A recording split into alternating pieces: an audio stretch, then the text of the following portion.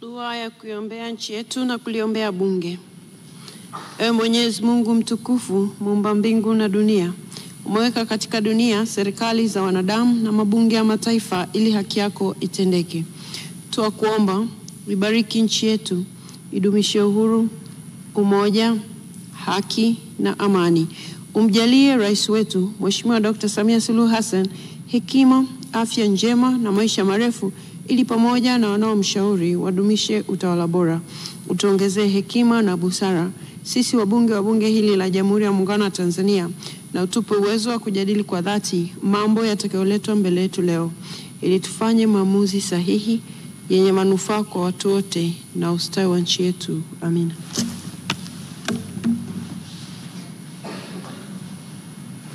Mheshimiwa, tuketi.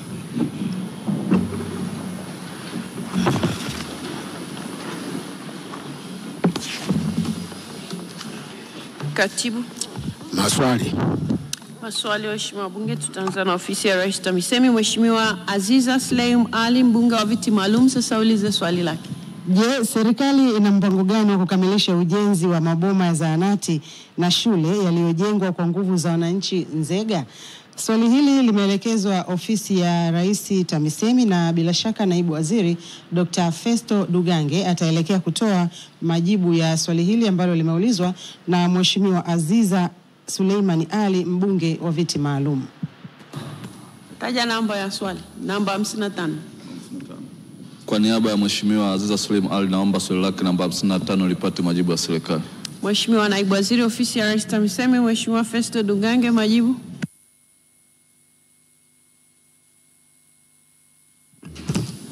Mheshimiwa Spika, serikali inatambua mchango wa nguvu za wananchi hususan katika uanzishaji wa miradi ya kijamii kama shule na vituo vya kutolea huduma za afya katika mamlaka za serikali za mitaa.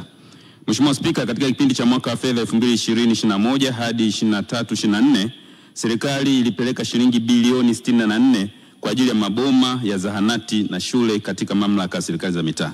Mheshimiwa Spika, katika mwaka wa fedha 2024-2025, serikali imetenga shilingi milioni 835 kwa ajili ya ukamilishaji wa maboma 6 ya zahanati na madarasa 17 yaliyoanzishwa kwa nguvu za wananchi katika halmashauri ya Nzega. Mheshimiwa Spika, serikali itaendelea kutenga fedha kwa ajili ya kukamilisha maboma ya zahanati na madarasa yaliyoanzishwa kwa nguvu za wananchi ili kusogeza huduma za afya ya msingi na elimu karibu na wananchi. Asante. Mheshimiwa Rashid Shangazi, swali la nyongeza.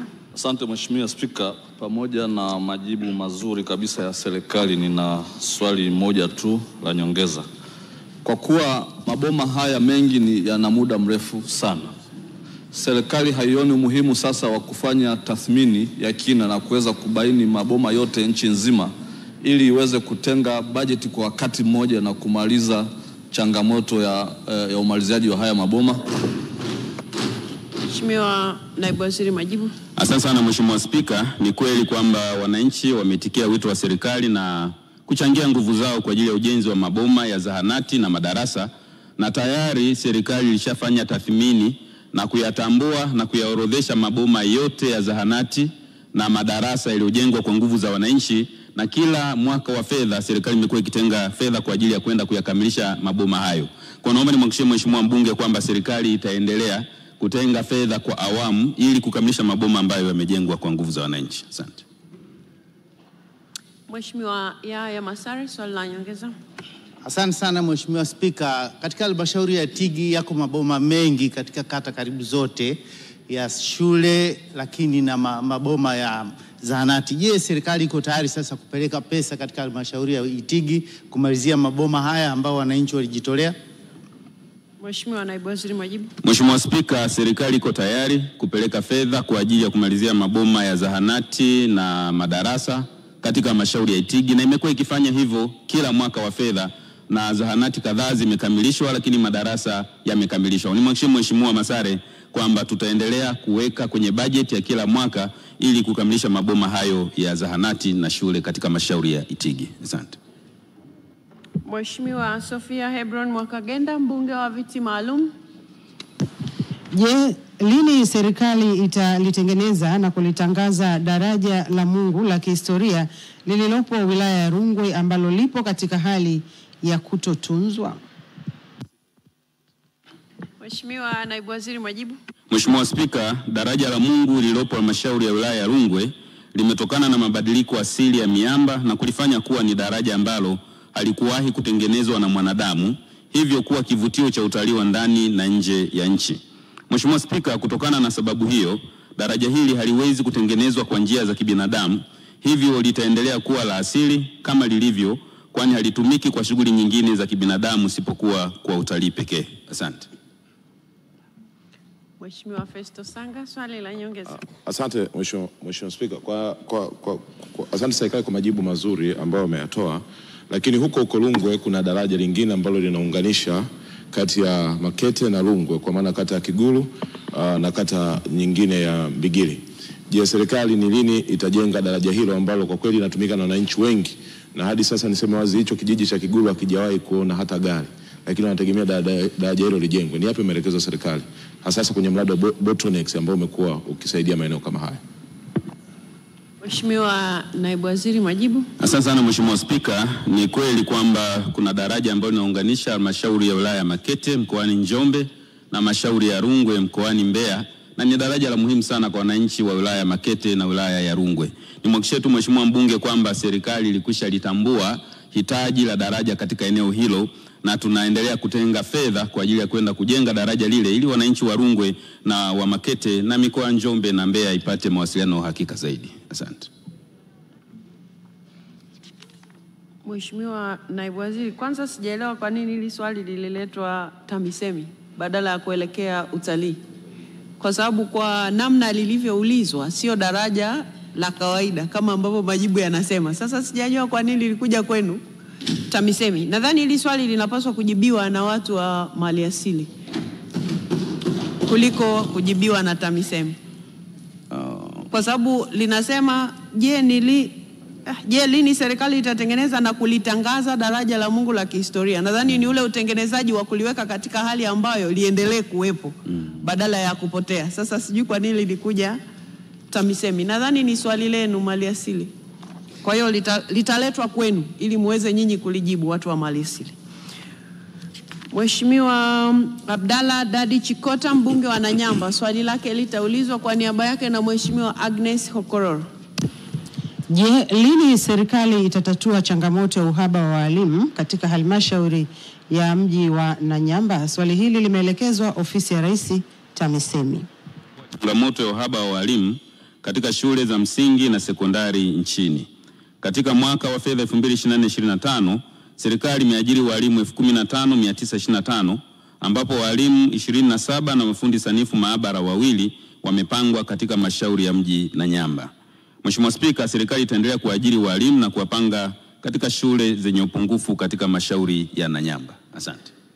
Mheshimiwa Agnes Hokororo, swali la nyongeza. Asante Mheshimiwa Spika, pamoja na majibu mazuri ya serikali, naomba kuuliza maswali mawili ya nyongeza. Mheshimiwa Spika, baadhi ya halmashauri za miji kama Nanyamba, Newala na Masasi zina muonekano wa vijijini kibajeti.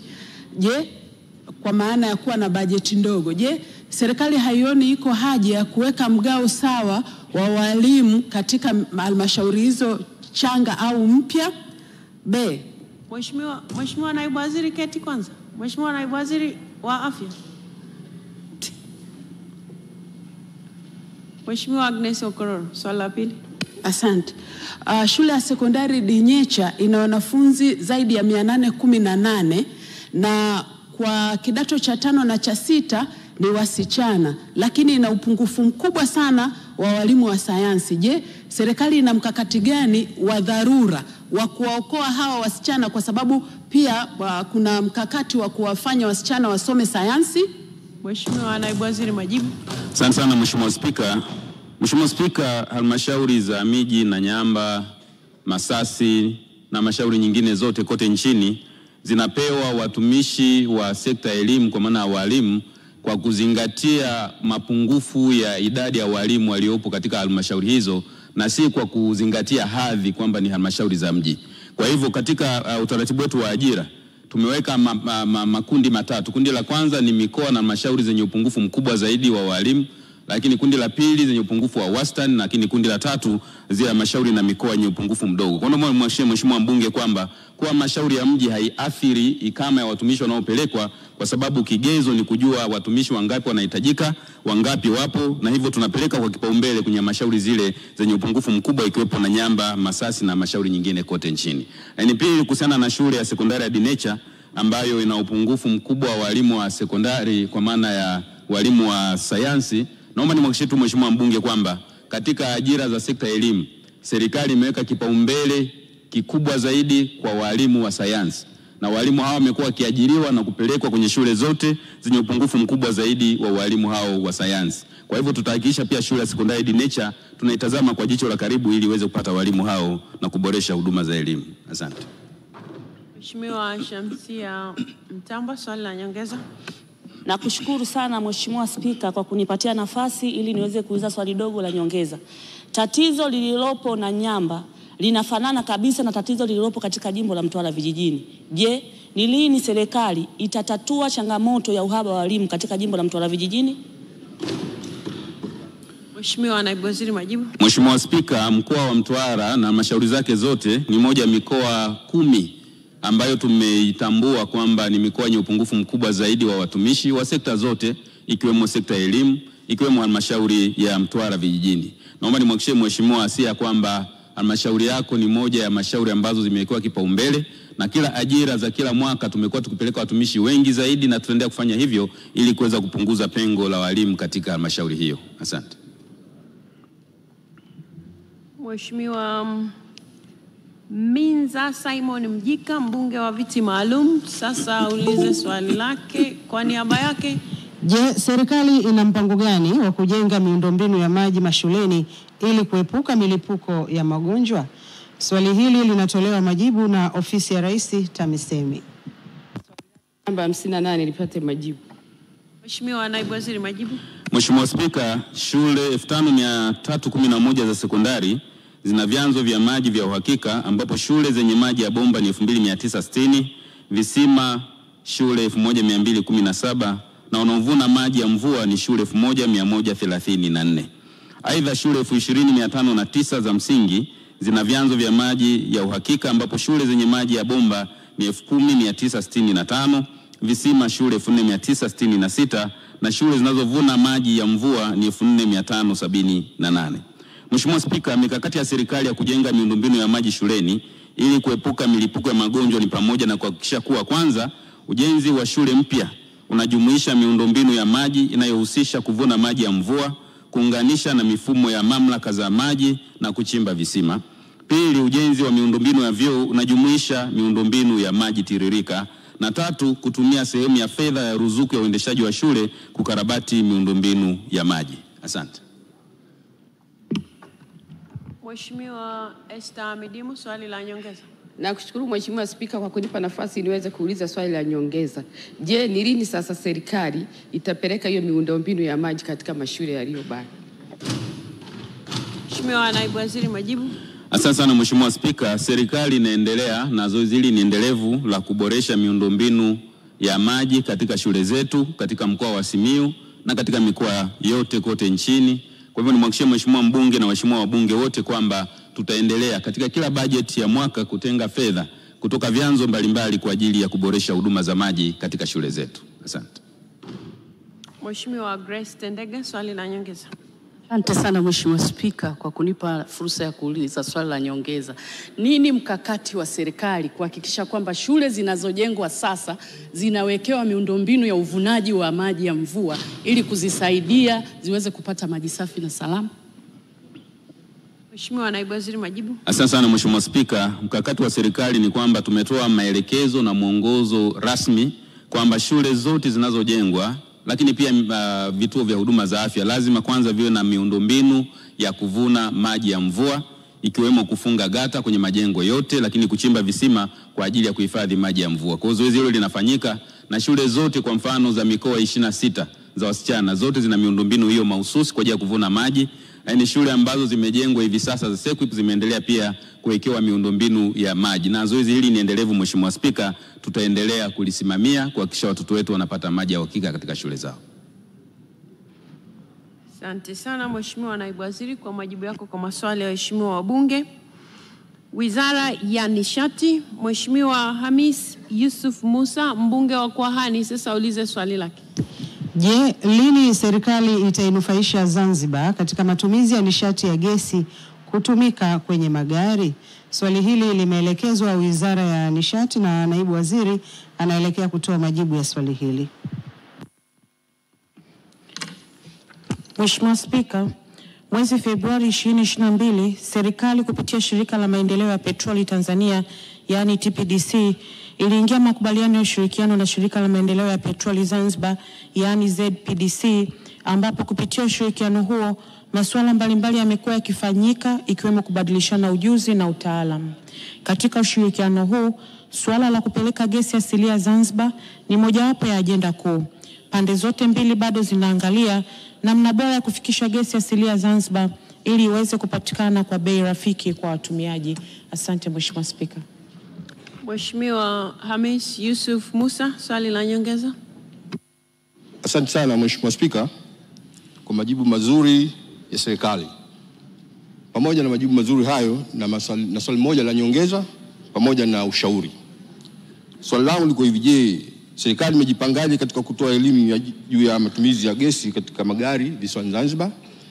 Na ushauri wangu ni kwamba mafunzo yatakapotolewa ya walenge hasa watumishi wa serikali pamoja na mawizara na mashirika, ili wao ndio wawe changamoto kubwa sana kuweza kushajihisha watumiaji wengine wa binafsi. Asante sana. Mheshimiwa Naibu Waziri. Asante Mheshimiwa Spika, nashukuru kwa swali la Mheshimiwa mbunge.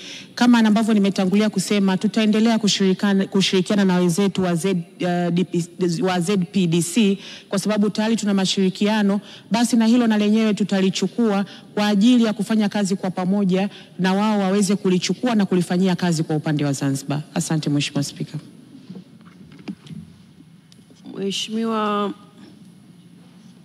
Mheshimiwa Naibu Waziri, asante sana kwa majibu yako kwa maswali ya waheshimiwa wabunge. Tunaendelea na Wizara ya Maji. Mheshimiwa Francis Isaac Mtinga, mbunge wa Iramba Mashariki. Je, nini mpango wa kuhakikisha vijiji vya Mkalama vilivyopo umbali wa kilomita 20 litakapopita bomba la mradi wa maji wa Ziwa Victoria vinapata maji? Swali hili limeelekezwa Wizara ya Maji. Masare, naona umesimama ili ulize kwa niaba yake. Asante Mheshimiwa Spika, naomba sasa serikali ijibu swali la Mheshimiwa Francis Isaac Mtinga, swali namba 60. Mheshimiwa Naibu Waziri wa Maji, Mhandisi Kundo, majibu.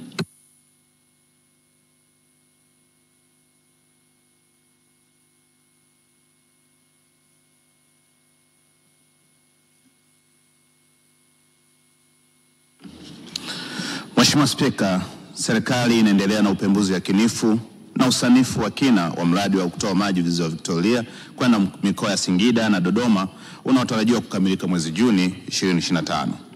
Mradi huo utakaotekelezwa unatarajia kuhudumia miji ya Singida na Dodoma pamoja na vijiji vilivyo ndani ya umbali wa kilomita 12 kutoka kila upande wa bomba kuu, ikiwemo vijiji vya wilaya ya Mkarama. Aidha, vijiji vitakavyokuwa nje ya kilomita 12 serikali itavipelekea huduma ya mradi wa Ziwa Victoria baada ya awamu ya kwanza mradi huo kukamilika na kuanza kutoa huduma. Mheshimiwa Spika, kwa sasa jumla ya vijiji 29 kati ya 70 vya wilaya ya Mkarama vinapata huduma ya maji safi na salama kupitia mtandao wa bomba, wakati vijiji 41 vinapata huduma ya maji kupitia point source na pampu za mkono. Vile vile serikali inaendelea na utekelezaji wa jumla ya miradi 6 ya Mbigigi, Isene Matongo, Mdilika, Tumuli, Singa pamoja na Mwongeza, ambapo kukamilika kwake kutanufaisha wananchi zaidi ya 15,000 waishio katika vijiji 7 vya wilaya ya Mkarama. Mheshimiwa Yahaya Masari, swali la nyongeza. Mheshimiwa Spika, pamoja na maswali mazuri sana ambayo yanatia matumaini kwa wananchi wa mkoa wa Singida lakini na mkoa wa Dodoma, na swali moja tu la nyongeza. Je, serikali sasa iko tayari wakati inafanya upembuzi yakinifu kuhusisha mji wa Itigi katika mradi huu wa maji wa Ziwa Victoria wakati inakuja Dodoma kutokea Singida? Mheshimiwa Naibu Waziri, majibu. Mheshimiwa Spika, serikali inatambua uhitaji wa maji kwa wananchi wake wote, na Itigi na maeneo mengine ya mkoa wa Singida, mikoa ya Dodoma kulingana na mradi huo kutoka Ziwa Victoria, serikali iko tayari kufanya hivyo. Asante sana Mheshimiwa Spika. Mheshimiwa Hussein, umesimama lakini una swali lako la msingi. Haya, swali la nyongeza. Asante Mheshimiwa Spika. Ni lini serikali itaanza kufunga mita za prepaid kwa mkoa wa Geita na wilaya yake ya Nyang'hwale? Mheshimiwa Naibu Waziri, majibu. Mheshimiwa Spika, serikali kwa utaratibu wake na kwa maelekezo ya Mheshimiwa Rais tayari tumeshaanza kufunga prepaid water meter katika maeneo mengine, lakini pia ni maelekezo ya serikali kuendelea kufunga mita ili kuendelea kuondoa malalamiko ya bili ambazo wananchi wanadhani kwamba kwa namna moja au nyingine sio bili halisi kwa ajili ya matumizi yao. Kwa hiyo na mkoa wa Geita maelekezo yako mahususi ya kuhakikisha kwamba tunafunga prepaid water meter pamoja na katika wilaya ya Nyang'hwale. Asante sana Mheshimiwa Spika. Mheshimiwa Boniface Butondo, swali la nyongeza. Nakushukuru sana Madam Speaker kwa kunipa nafasi hii. Bomba hili litakalokuwa linasafirisha maji kutoka Ziwa Victoria litakuwa linapitia Iherele huko Mwanza, lakini litakuwa linapitia katika wilaya jirani kabisa ambayo ni Kishapu, kata ya Busangwa, kata ya Mondo, kata ya Seke Bugolo, kata ya Bubiki na kata ya Mondo, ambazo ni kata zilizomo ndani ya kilomita 12. Serikali inasema nini juu ya hatua ya utekelezaji wa mradi huu kunufaisha wananchi wa Kishapu? Mheshimiwa Naibu Waziri, majibu. Mheshimiwa Spika, napenda kujibu swali la Mheshimiwa kama ifuatavyo. Mheshimiwa Butono nafahamu kiu yake kwa wananchi wake wa Kishapu, na serikali tunatambua kiu hiyo kwa sababu ndio dhamira ya serikali ya Chama cha Mapinduzi kuhakikisha watu wake wanapata huduma ya maji safi na salama. Hivyo ni mtoe wasiwasi, serikali itahakikisha katika upembuzi yakinifu tunaangalia namna bora ya kuhakikisha kwamba tunafikishia maji, lakini katika gharama ambayo haitakuwa na changamoto. Asante sana Mheshimiwa Spika. Mheshimiwa Shaban Shekilindi, swali la nyongeza.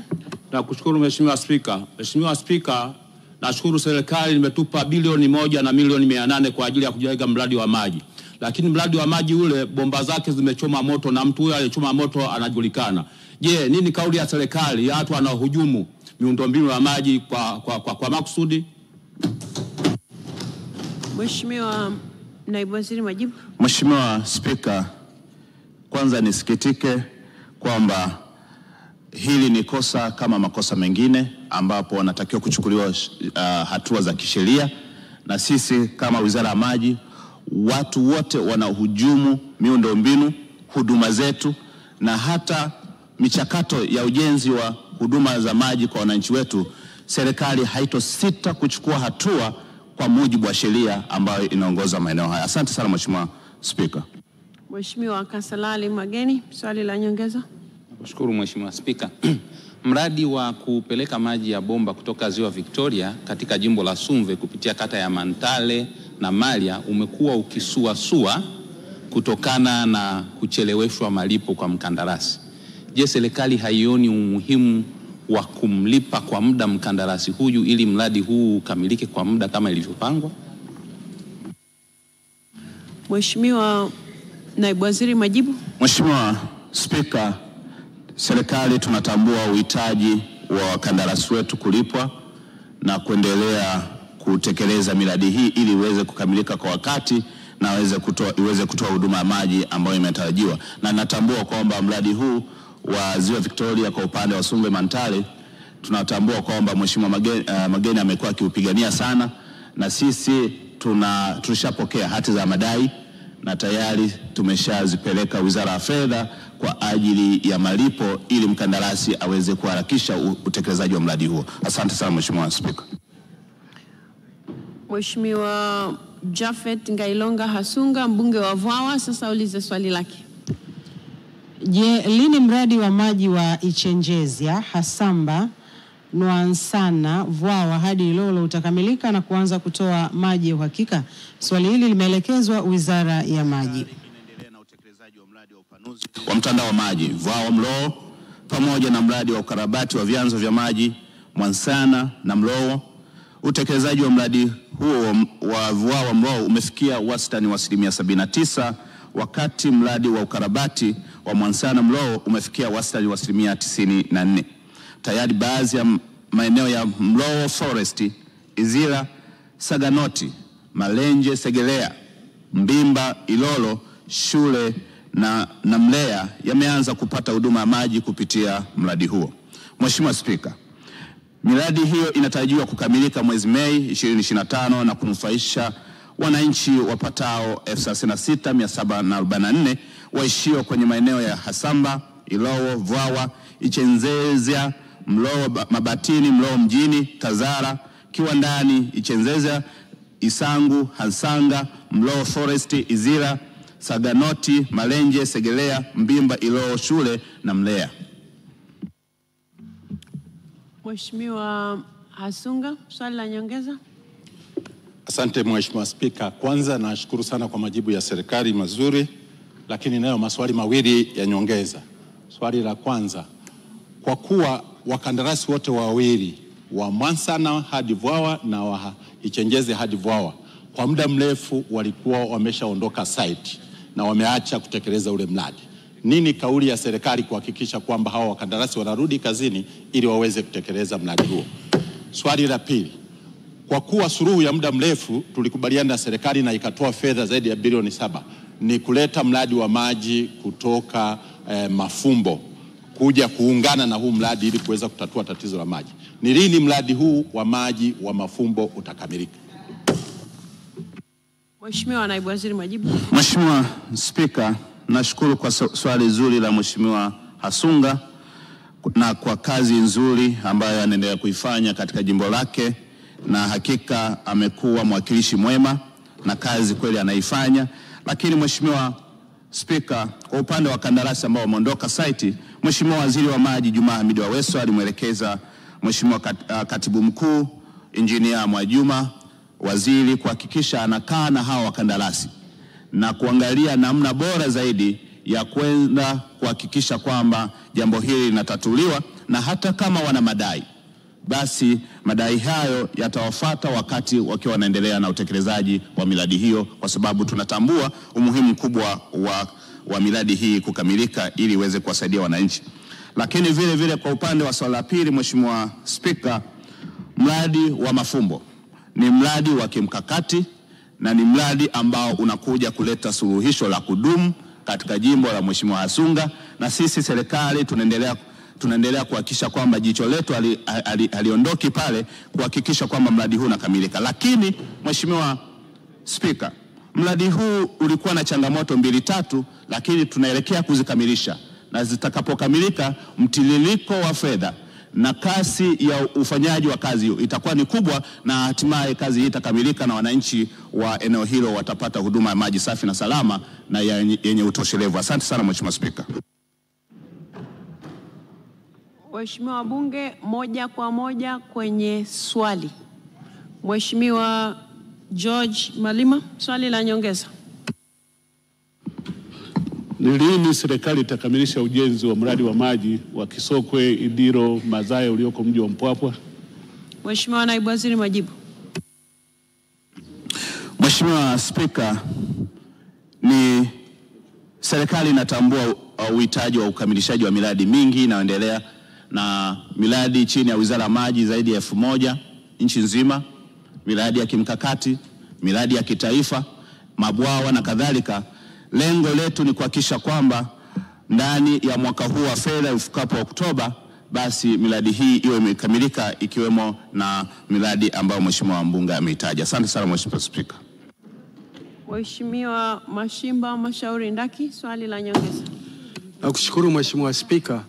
Ni lini serikali itawalipa wakandarasi wa miradi ya maji kata ya Zanzui kata ya Mwamashimba na kata ya Malampaka ambao wameomba lipwa hela zao toka mwaka jana ili waendelee kukamilisha miradi ambayo iko kwenye maeneo haya?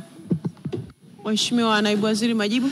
Mheshimiwa Spika, napenda kujibu swali la Mheshimiwa Mashimba Ndaki kama ifuatavyo.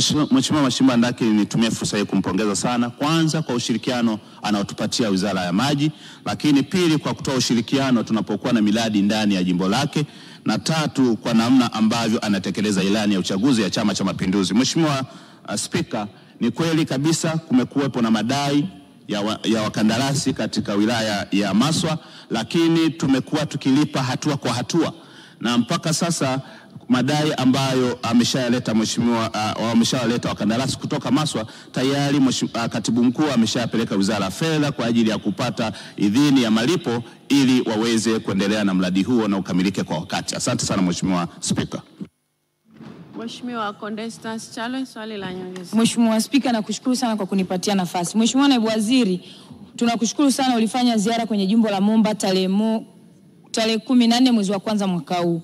Ukaahidi mradi wa Msangano miezi mitatu mpaka kufikia sasa tupate maji, na mradi wa Lwatwe mwezi mmoja tupate maji, lakini mpaka sasa hivi hakuna ambacho kinaendelea. Ni nini kauli yako ya faraja kwa wananchi wa jimbo la Momba? Mheshimiwa Naibu Waziri, majibu. Mheshimiwa Spika, natambua na nafahamu kwamba nilikuwepo na Mheshimiwa Condesta katika jimbo lake na tulifanya mkutano wa hadhara na serikali ilitoa ahadi, lakini Mheshimiwa Spika, ni kwamba wakati tunatoa ahadi, lakini vile vile kulikuwa na miradi mingine ilikuwa inaendelea ambayo pia ilikuwa inahitaji fedha kwa wakati huo huo, na katika jimbo ambalo serikali imepeleka miradi mingi ya maji katika kipindi cha miaka mitano ni pamoja na jimbo la Mheshimiwa Condesta.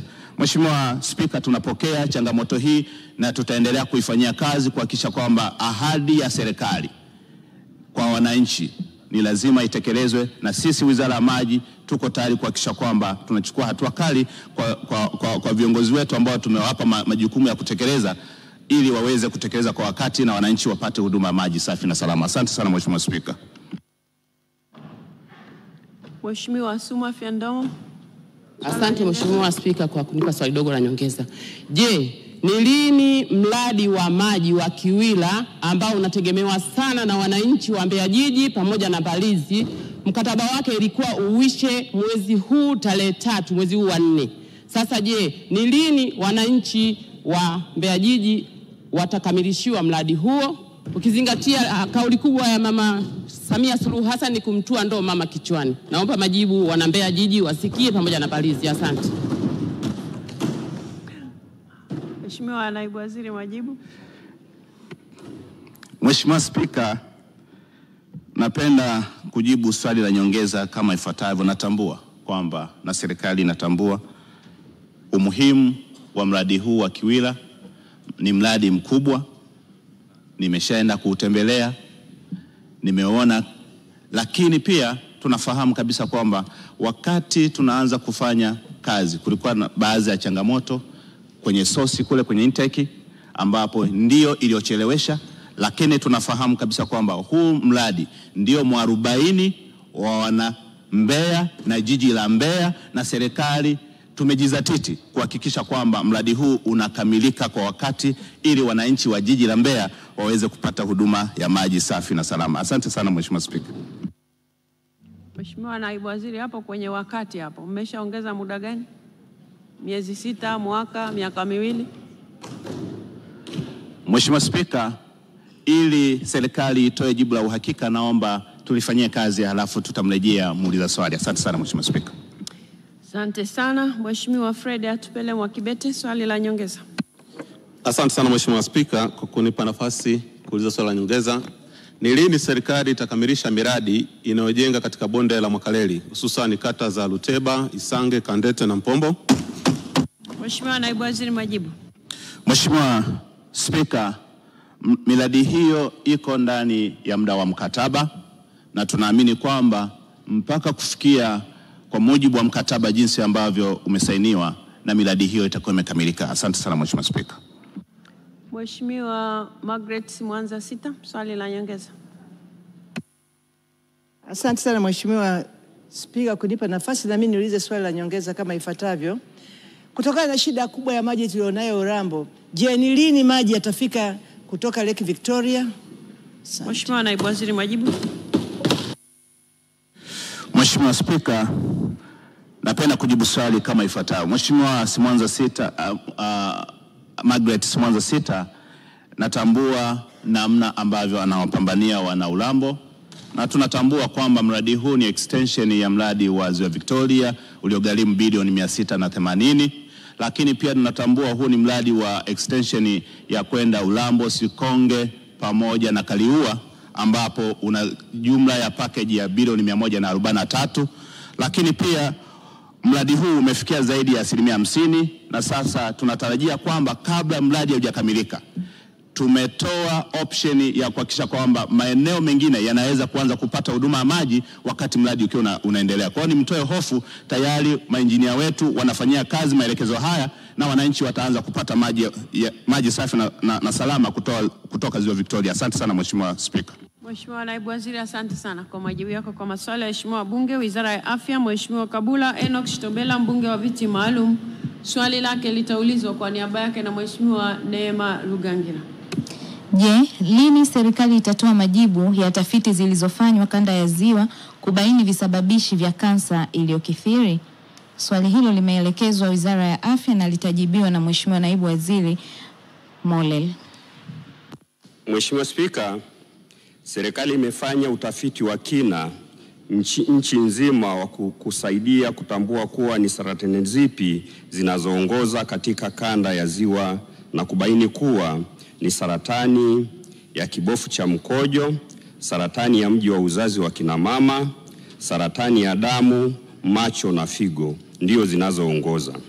Aidha, wataalamu wamekusanya sampuli za damu 9,600 za watu ambao hawana saratani ili kulinganisha sampuli za damu za wenye saratani. Utafiti huu utasaidia kubaini chanzo cha saratani hizo. Hivyo kwa sasa bado utafiti unaendelea na visababishi vinavyosemwa bado ni nadharia tu kutokana na shughuli za kijamii katika maeneo husika. Mheshimiwa Spika, hadi sasa mpango wa kudhibiti ongezeko umejikita katika kutoa elimu ya afya kwa viashiria vinavyodhaniwa pamoja na kuzingatia mkakati wa kitaifa wenye maeneo 7 yaliyoainishwa ili kudhibiti viashiria vya saratani. Mheshimiwa Spika, naomba kuwasilisha. Mheshimiwa Neema Rugangira, swali la nyongeza. Nashukuru Mheshimiwa Spika, pamoja na maelezo ya serikali na maswali mawili ya nyongeza. Swali la kwanza, kwa kuzingatia kuwa katika mikoa ya kanda ya Ziwa kuna shughuli nyingi za sekta ya madini na uchepushaji wa kemikali kwenda kwenye Ziwa Victoria unasemekana kuweza kuathiri samaki, dagaa ambazo jamii inayozunguka Ziwa Victoria wanakula, hivyo kuna uwezekano wa kuchangia katika ongezeko la kansa. Sasa je, Wizara ya Afya hamuoni ipo haja ya serikali kuwa na chombo maalum cha kudhibiti masuala yote ya chakula, lishe na usalama wa chakula kwa maana ya food safety? Hilo ni swali la kwanza. Mheshimiwa Spika, swali la pili ni kwa kuwa Wizara ya Afya hapo kwenye majibu imeeleza kwamba inajikita katika kutoa elimu. Naamini elimu hii ni pamoja na masuala ya usalama wa chakula kwa maana ya food safety. Je, wizara haioni iko haja kwa serikali kufuata miongozo ya dunia ikiwemo Shirika la Afya Duniani kwamba masuala ya udhibiti wa usalama wa chakula kwa maana ya food safety yawe chini ya Wizara ya Afya na sio chini ya TBS? Mheshimiwa Naibu Waziri, majibu. Mheshimiwa Spika, kwanza nianze kwa kumpongeza Mheshimiwa mbunge kwa kuuliza masuala muhimu ya afya na muhimu sana kwa usalama wa afya zetu, lakini pia kwa usalama wa nchi yetu. Na kushukuru sana Mheshimiwa mbunge, lakini maswali yake mawili. Swali la kwanza, kama serikali haioni sababu ya kuwa na chombo maalum cha kusimamia usalama wa chakula. Serikali ina chombo maalum ambacho kwa sasa masuala ya chakula yanasimamiwa na TBS. Lakini pia serikali imekuwa inafanya kazi ya kina kuhakikisha uchafuzi huo unaofanyika na mambo ya mengine ambayo yanaweza kaleta madhara kwa binadamu yanasimamiwa. Kwa hiyo kuna usimamizi wa kina sana, lakini nakubaliana na wewe kwamba bado kuna watu ambao sio wazuri na hawafuati zile sheria ambazo wenzetu wa afya, lakini wenzetu wa mazingira na wenzetu wa maji wamezitoa katika kuchepusha vitu mbalimbali ambavyo vinaweza vikawa na madhara kwa binadamu. Kwa hiyo hilo tutaendelea kuongezea nguvu katika kufuatilia eneo hilo. Lakini swala lake la pili kwamba ni swala la kurudisha chakula kutoka TBS kuja TMDA kwa maana ya kuwa FDA kama ambavyo tulikuwa zamani. Kwanza Mheshimiwa mbunge, isisaulike kwamba swala hilo lilipitia hapa bungeni na likaamuliwa na bunge kwamba iende TBS. Sasa tunamuomba Mheshimiwa mbunge aendelee kuipa serikali muda. Ndani ya wizara husika kuna mchakato unaoendelea kujadiliana kuona sababu ambazo zilisababisha ziende kule TBS. Kama zinawezekana basi tukatafuta sababu ya kuweza kurudisha kama ambavyo bunge kwa wakati wote limekuwa likishauri. Lakini uendelee kutuvumilia, tumesikia mara nyingi ukiwa ukilisimamia hilo, lakini kwa kweli mjadala unaendelea kwa ajili ya kutekeleza hilo. Mheshimiwa Joseph Mkundi, swali la nyongeza. Nashukuru Mheshimiwa Spika, kwa kuwa takwimu zinaonyesha idadi kubwa ya wagonjwa walioko hospitali ya Ocean Road wakipata huduma kutokana na matatizo ya saratani wanatoka kanda ya Ziwa, na hospitali ya rufaa ya Bugando ina kitengo cha saratani. Ni kwa nini serikali isiimarishe kitengo hiki kwenye hospitali ya rufaa ya Bugando ili kupunguza gharama kwa wagonjwa wa saratani wanaotumia gharama kubwa kwenda hospitali ya Ocean Road? Nashukuru Mheshimiwa Spika. Mheshimiwa Naibu Waziri, majibu. Mheshimiwa Spika, kwanza nimtoe Mheshimiwa mbunge wasiwasi. Utafiti unaonyesha baada ili swali kuwa linaibuka kila wakati, na imefanyika utafiti inaonyesha wagonjwa wengi walioko Ocean Road wanatokea kanda ya kaskazini. Lakini pia pamoja na hayo haizuii kwamba serikali imeshatoa zaidi ya bilioni 8 sasa kwenye hospitali yetu ya Bugando kwa ajili ya kuboresha eneo hili la kensa. Na kwa kweli lengo na maelekezo ya Rais wetu Dr. Samia Suluhu Hassan ni sisi sasa, baada ya uboreshaji uliofanyika Ocean Road, sasa tuanze kuboresha hospitali zote za kanda, ikiwezekana kwamba wagonjwa wawe wanabaki kwenye hospitali zao za kanda, wachache sana wawe na sababu ya kuja Dar es Salaam kuja Ocean Road. Kwa hiyo Mheshimiwa Spika, swali la Mheshimiwa mbunge ni zuri na linaenda kutekelezwa kwa nguvu sana, na ni maelekezo ya Mheshimiwa Rais. Waheshimiwa wabunge, mmerejea tena, mnaanza na maelezo marefu, mnajinyima wenyewe fursa ya kuuliza maswali. Nenda moja kwa moja kwenye swali unapopewa fursa. Mheshimiwa Rita Kabati, swali la nyongeza. Asante sana Mheshimiwa Spika. Kwa kuwa waathirika wa ugonjwa wa kansa kuna wengi ambao hawana uwezo kwa gharama ya bima. Uliza swali Mheshimiwa Rita Kabati. Nenda moja kwa moja. Serikali inawasaidiaje wananchi ambao wanaugua kansa ambao hawana uwezo katika haya matibabu na hawana bima ya afya? Mheshimiwa Naibu Waziri, majibu. Mheshimiwa Spika, ndio maana wakati uliopita niliwahi kusema hapa kwa takwimu za miaka miwili iliyopita kwamba serikali ilitumia bilioni 667 kwenye eneo la kusaidia watu wasioweza kulipia tiba.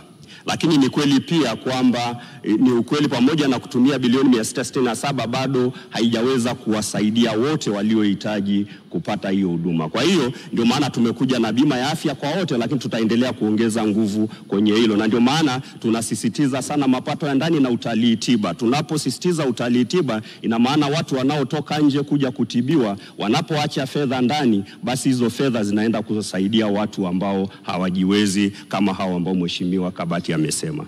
Mheshimiwa Abbas Tarimba, swali la nyongeza. Mheshimiwa Spika, naomba nimuulize. Uliza tu swali, huna haja ya kuomba tena, nimeshakupa nafasi. Asante.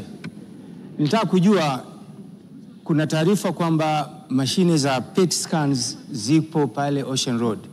Swali, je, zimeshaanza kufanya kazi, na je, ni wataalamu wa aina gani ambao tuko nao kwa minajili ya mashine hizo? Asante. Mheshimiwa Naibu Waziri, majibu. Mheshimiwa Spika, ni kweli mashine ya PET CT scan imeshafungwa na imeshaanza kazi. Kulikuwa tuna shida kidogo ya software fulani ambayo ilitakiwa ndani ya wiki 2 iwe imemalizwa ili huduma zingine ziendelee, lakini imeshafungwa na imeanza kazi, lakini kuna software ambayo tunahitaji ifungwe pale ili uweze kufanya kwa capacity yake nzima. Imeanza kazi, na kwa kweli kwa sasa ndio maana tumekuwa tukiwaambia mashine alizofunga Dr. Samia Suluhu Hassan tunaweza hata kudetect cancer inayokuja miaka 5 miaka 10 ijayo. Mheshimiwa Felista Njau, swali la nyongeza. Asante Mheshimiwa Spika. Wagonjwa wengi wa saratani wanajulikana na ugonjwa huu wakiwa wameshafika stage za mbali kabisa, na hivyo kuleta athari ya uhai wao. Nini mkakati wa serikali kuhakikisha wanatoa elimu ili watu wengi waweze kupima mapema kabla ya kuathirika? Asante Mheshimiwa Spika. Mheshimiwa Naibu Waziri, majibu kwa kifupi. Mheshimiwa Spika, miaka 3 iliyopita kwa kweli swali la msingi alilolisema dada yangu hapa lilikuwa hivyo. Lakini baada ya rais wetu Dr. Samia Suluhu Hassan kusambaza teknolojia na miundombinu mpaka chini kule, sasa kutoka 90% ya wagonjwa waliokuwa wanakuja ikiwa kensa imefika mbali, sasa wameshapunguzwa kwa 78%. Maana yake mpaka baadaye utaona kwamba wamepungua kabisa, kwa sababu sasa teknolojia iko chini na wataalamu wameshushwa chini na uwezeshaji umeenda. Kwa hiyo hilo limeweza kushughulikiwa kwa kina kama ambavyo ungetamani. Kwa hiyo ripoti ndio hiyo. Mheshimiwa Angelina Mabula, swali la nyongeza. Asante Mheshimiwa Spika. Wagonjwa wa kansa wamekuwa kiongezeka siku hadi siku. Je, serikali haioni ni muda mwafaka sasa kuona namna bora ya kuweza kutoa ruzuku kwa wagonjwa hao waweze kuwa wanapata matibabu, kwa sababu wengi hawana uwezo wa kuweza kujitibia wenyewe? Mheshimiwa Naibu Waziri, majibu kwa kifupi. Mheshimiwa Spika, moja sera yetu ni kuwatibu hawa wagonjwa bure, lakini swala sio kutoa ruzuku kama ambavyo nilishasema kwenye swali la kabati. Kuna utaratibu huo wa kuwasaidia, lakini swala inawezekana zamani kuna watu wanakufa na kensa lakini hawajulikani, lakini kwa sababu ya uboreshaji wa huduma za afya sasa watu wenye wanajulikana mapema na watu wamekuwa akiwa screened mapema na kujulikana tatizo ni nini. Lakini pia tutaendelea kuendelea kutoa elimu ili kupunguza sababu ya watu kupata kensa badala ya kuongeza ruzuku. Mheshimiwa Stella Manyanya, swali la nyongeza. Asante Mheshimiwa Spika. Kwa nini madaktari bingwa ambao wangeweza kusaidia masuala ya kansa na wale wanaoenda kwa ajili ya huduma za kupeleka vijijini hawalipwi posho zao kupitia bima ya afya, kwamba hawatambuliki katika bima ya afya? Mheshimiwa Naibu Waziri, majibu. Mheshimiwa Spika, nimelisikia hapa, sitegemei bima ya afya isiweze kuwalipa madaktari ambao wanasaidia wagonjwa wa kensa. Mheshimiwa Rita Kabati, tutasaidiana unionyeshe specific ni nini kimetokea, na nataka kukuhakikishia tutalitatua leo na kuisha na hilo halitajirudia. Ni Mheshimiwa Stella Manyanya, sio Mheshimiwa Rita Kabati. Mheshimiwa Hadija Shaban Taya, mbunge wa viti maalum, sasa ulize swali lake. Je, serikali imeweka utaratibu gani wa kuwasaidia matibabu ya ngozi watu wenye ualbino kutokana na ugonjwa wa saratani ya ngozi kuongezeka? Mheshimiwa Niaba, umechelewa kufika. Ngoja nimpe Shali, wewe nitakupa swali la nyongeza. Mheshimiwa Shali Raymond. Asante Mheshimiwa Spika. Naomba sasa kwa niaba ya Mheshimiwa Hadija Shaban Taya, mbunge viti maalum, swali lake namba 63 lipatiwe majibu na serikali.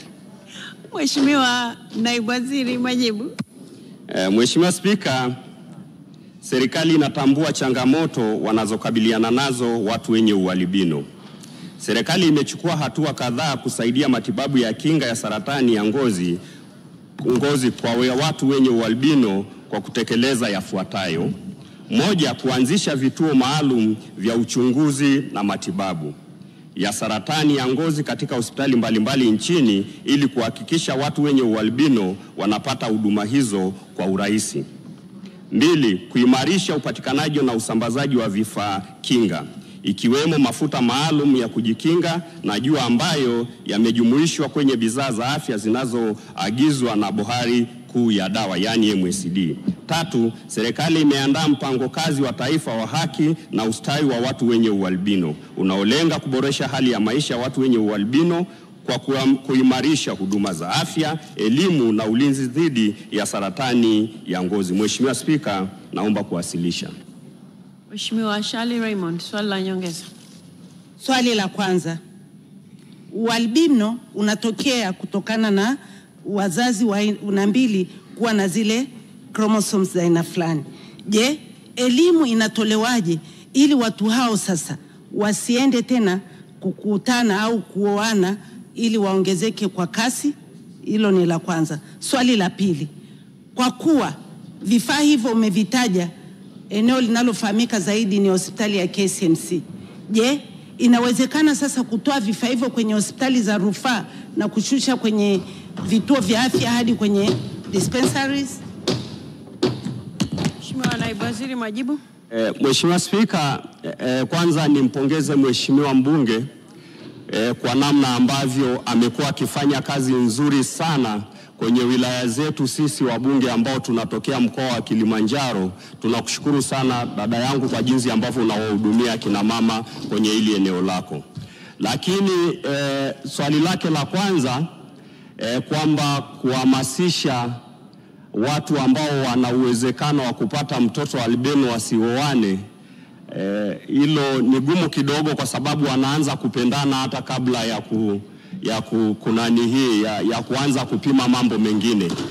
Kwa hiyo sasa wakati mwingine, na hilo nalo ukilichukua kama serikali, inabidi tuwe makini sana kwenye swala zima la unyanyapaa na mambo mengine yanayofanana na hayo. Tunalichukua kulitafakari, lakini ni ngumu sana namna ya kulitekeleza, ijapo inajulikana sababu hizo, lakini tunafikiri sio swala la kuzungumza sana ili kuondoa unyanyapaa na kupunguza mambo mengine ya aina hiyo.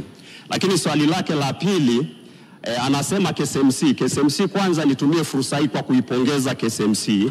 KCMC wao wamefika mbali, hayo mafuta wana kiwanda chao cha kuzalisha wenyewe. Kwa hiyo niwapongeze sana hospitali ya KCMC. Lakini pia niseme ndio maana tumeweka kwenye bidhaa zinazosambazwa na MSD. Maanake MSD inasambaza mpaka vituo vyetu vya afya, dispensary, kuhakikisha tunapatikana. Kikubwa ni kuwaomba ma-DMO pamoja na wafamasia wa wilaya katika hizi bidhaa. Inawezekana wakati mwingine hazifiki huko chini, sio kwamba hazisambazwi. Mara nyingi wanachoangalia MSD ni maombi kutoka wilaya husika. Ni wahamasishe ma-DMO watambue watu wenye ualbino kwenye maeneo yao, alafu sasa waweze kuweka hizi bidhaa kwenye bidhaa wanazoagiza ili waweze kupata huduma huko wilayani kwao.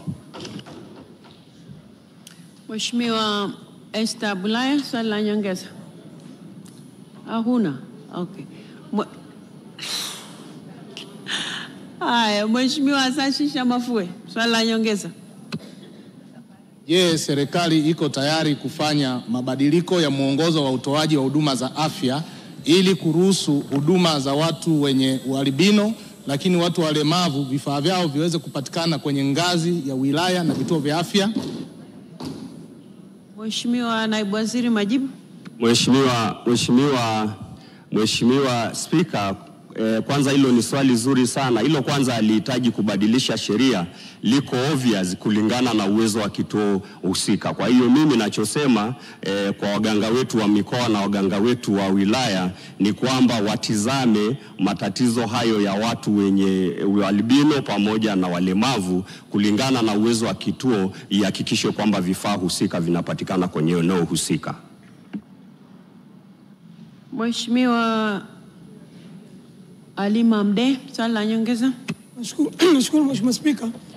Mashine ya PET scan ni muhimu sana katika kutambua namna ambavyo kansa imesambaa mwilini na kuweza kujua namna gani inaweza kutibiwa. Sasa nitaka nijue, nafahamu mashine ipo, lakini changamoto iliyopo kuanza kufanya kazi. Naomba tupate taarifa sahihi kuhusiana na hiyo. Mheshimiwa Naibu Waziri, majibu. Mheshimiwa Spika, kwanza nimshukuru Mheshimiwa Halima Mdee kwa namna ambayo sio swala hili tu, na masuala mengi ya afya na ya kijamii amekuwa akiyafuatilia kwa karibu.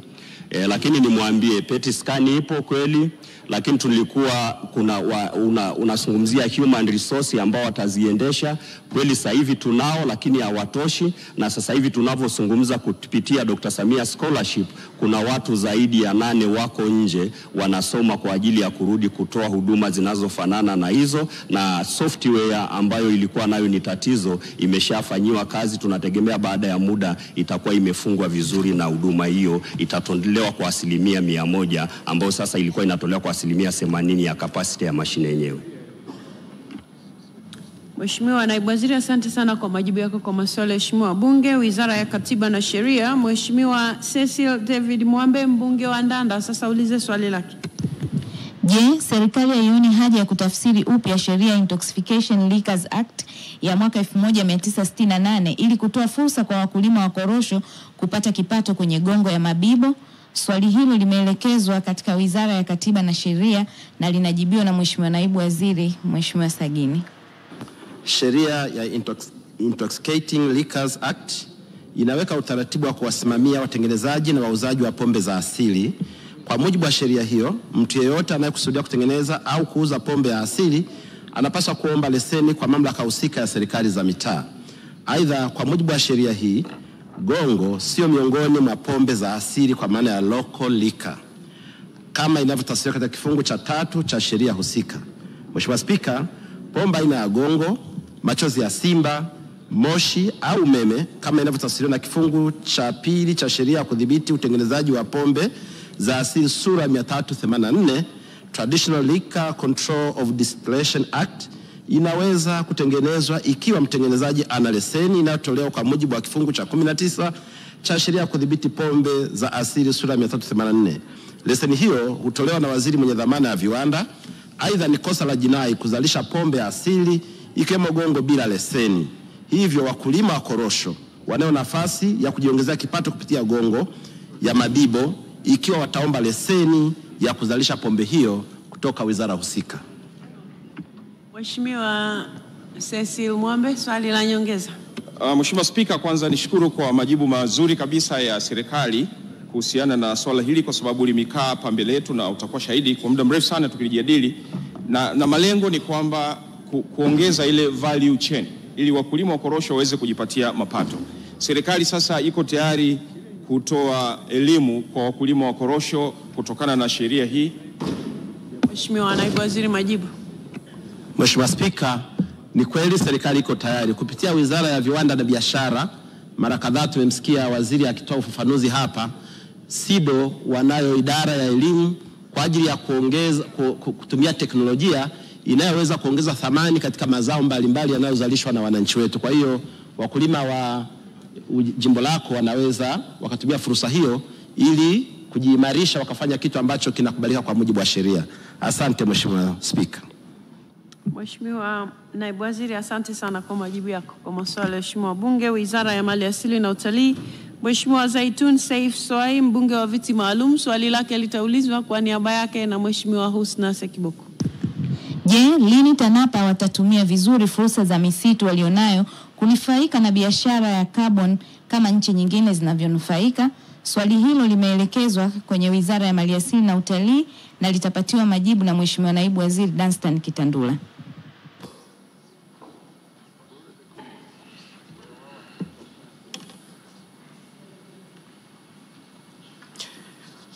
Mheshimiwa Spika, Shirika la Hifadhi za Taifa Tanzania, yani TANAPA, ikiwa ni miongoni mwa taasisi za serikali zenye maeneo ya misitu, inatambua uwepo wa biashara hii na tayari imeanza kuchukua hatua ili kuhakikisha upatikanaji wa manufaa yanayotokana na biashara ya hewa ya ukaa. Katika kutekeleza azma hiyo, management ya Shirika la Hifadhi za Taifa iliwasiliana na Kituo cha Uratibu wa Biashara ya Hewa ya Ukaa cha Taifa kilichopo katika Chuo Kikuu cha Kilimo Sokoine ili kupatiwa mwongozo wa biashara ya hewa ya ukaa ulioandaliwa na Ofisi ya Makamu wa Rais wa Jamhuri ya Muungano wa Tanzania. Mheshimiwa Spika, kufuatia mwongozo huo, shirika limebainisha hifadhi zenye fursa ya biashara hii katika maeneo ya kaboni kwenye udongo, kaboni kwenye miti na kaboni kwenye maji. Kwa sasa taratibu za kuandaa mikataba ya makubaliano baina ya TANAPA na makampuni yanayohusika na biashara ya hewa ya ukaa zinaendelea, na baada ya mikataba hiyo kukamilika, TANAPA itaweza kunufaika na biashara ya hewa ya ukaa kama nchi nyingine zinavyonufaika na biashara hiyo. Mheshimiwa Husna Sekiboko, swali la nyongeza. Nakushukuru sana Mheshimiwa Spika.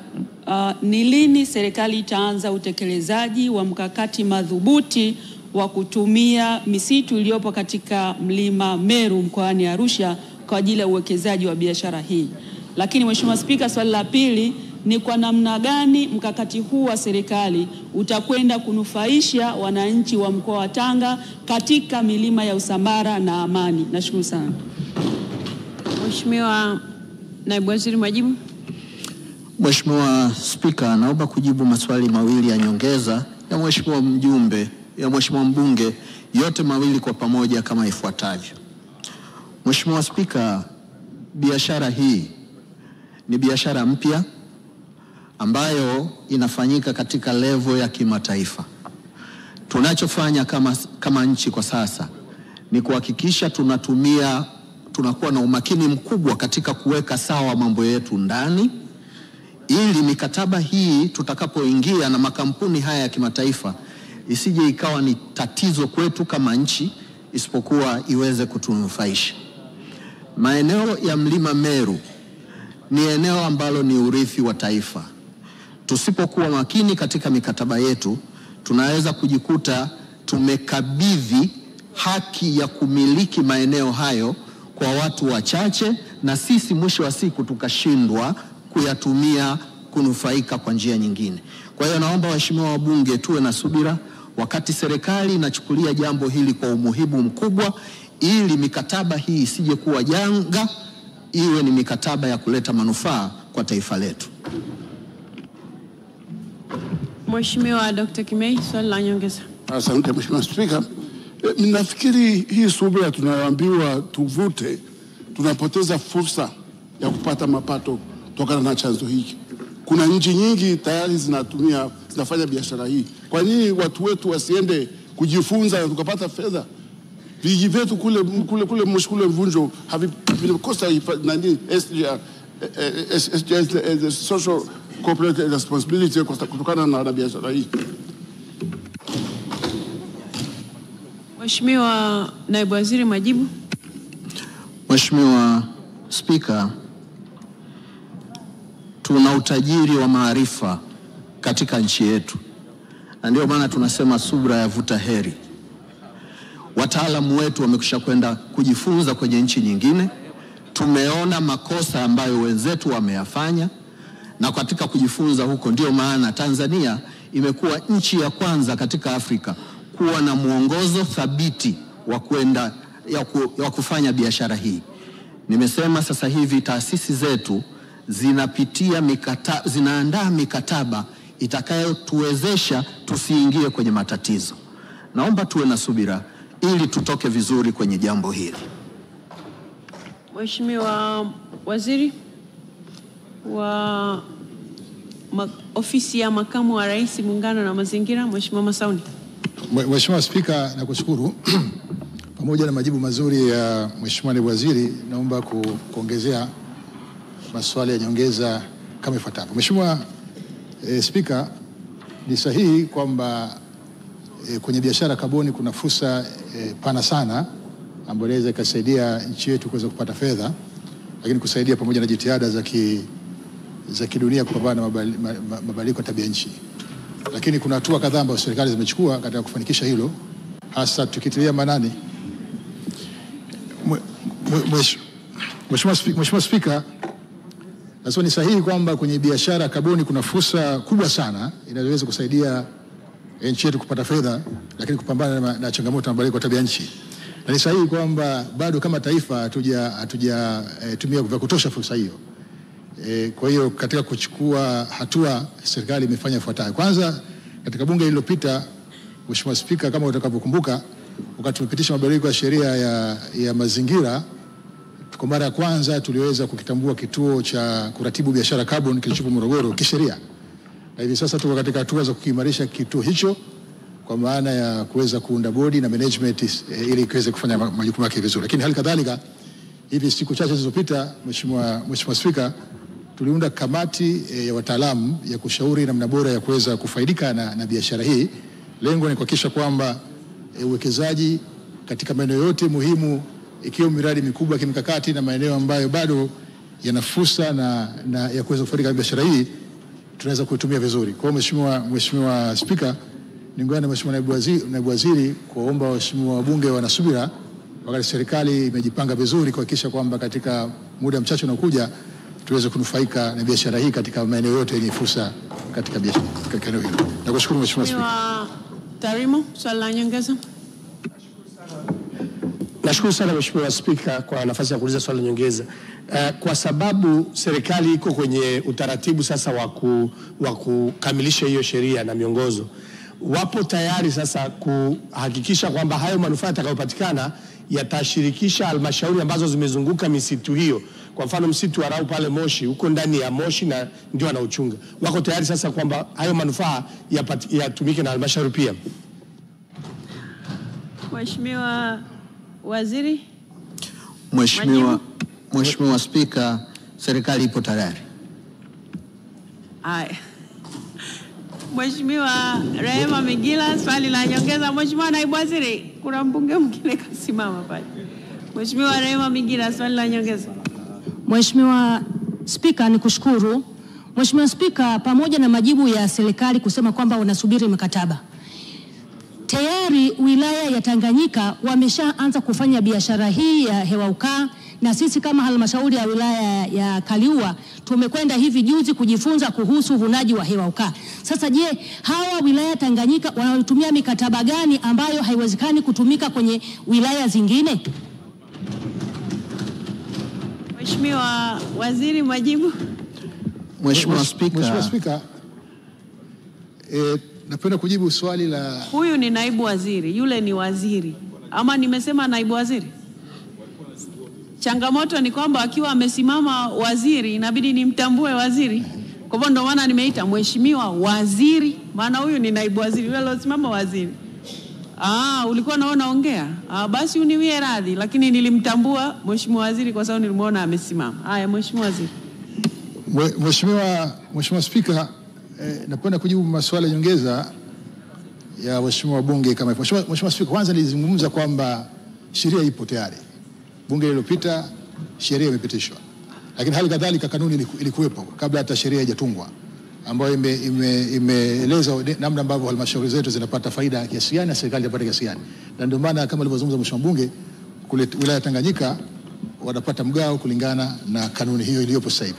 Changamoto kubwa iliyopo Mheshimiwa Spika ni kwamba kama serikali haturidhiki juu ya utaratibu mzima wa uendeshaji wa biashara hii. Tunadhani kwamba katika biashara hii inaweza ikaendeshwa vizuri zaidi na serikali ikapata tija zaidi, lakini vile vile tunaamini kwamba kuna fursa nyingine pana zaidi katika nchi haijatumika pasavyo. Kwa mikakati ambayo tumechukua au tutachukua zinalenga katika kupata changamoto ya masuala mawili na mengine, ili kwa ujumla wake serikali iweze kunufaika vizuri zaidi katika biashara hii. Asante sana. Mheshimiwa Naibu Waziri, asante sana kwa majibu yako kwa maswali ya waheshimiwa wabunge. Mheshimiwa Wizara ya Mambo ya Ndani ya Nchi, Mheshimiwa Hussein Nasor Amar, mbunge wa Nyang'hwale, sasa ulize swali lake. Je, serikali ina mpango gani wa kupeleka gari la zimamoto wilaya ya Nyang'hwale? Swali hilo linapatiwa majibu na Mheshimiwa Naibu Waziri, Mheshimiwa Daniel Silo. Mheshimiwa Spika, serikali kupitia Jeshi la Zimamoto na Uokoaji inatekeleza mradi wa ununuzi wa magari na vifaa vya kuzimia moto na uokoaji wenye thamani za Marekani milioni 100 kutoka kampuni Nafco Ebzerico iliko Dubai. Mradi huo utawezesha kupatikana kwa vitendakazi mbalimbali ikiwemo magari 150 ya kuzima moto na uokoaji yatakayosambazwa nchi nzima ikiwemo wilaya ya Nyang'hwale. Aidha, serikali itaendelea kuimarisha Jeshi la Zimamoto na Uokoaji kwa kulipatia vitendakazi ili liweze kutekeleza majukumu yake kwa ufanisi. Asante. Mheshimiwa Hussein Nasor Amar, swali la nyongeza. Asante Mheshimiwa Spika, kwanza nianze kuipongeza serikali kwa kutupatia gari la zimamoto wilaya ya Nyang'hwale. Lakini pia niwapongeze Jeshi la Polisi, Jeshi la Zimamoto wilaya ya Nyang'hwale wanafanya kazi kwa kujituma, pamoja na kwamba wako wachache. Naomba niwatambue tu. Wa kwanza kiongozi wao Sajini Abdalla Mwenyemvua, Constable Fadhili Kipilipili, Constable Beach Filimoni. Wanafanya kazi kubwa sana kipindi hasa cha masika yanapotokea mafuriko. Swali la kwanza, je, serikali iko tayari kutupatia gari kwa ajili ya maafisa hawa? Mtazamaji wa TBC1, tukuombe radhi kukatisha matangazo ya bunge ambayo yalikuwa yanaendelea hivi sasa, na sasa tukuletee matangazo mengine mbashara. Haya ni ya uzinduzi wa kampeni ya msaada wa kisheria ya Mama Samia Legal Aid, ambayo tunakwenda kuungana naye mtangazaji. Superstay Matte Ink. Up to 16-hour wear. No transfer. Maybelline, New York.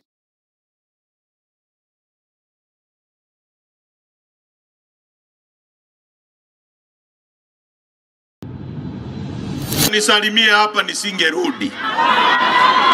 Sasa nimerudi. Na usikilize. Nitashughulika na wewe. Nitashughulika na bosi wako.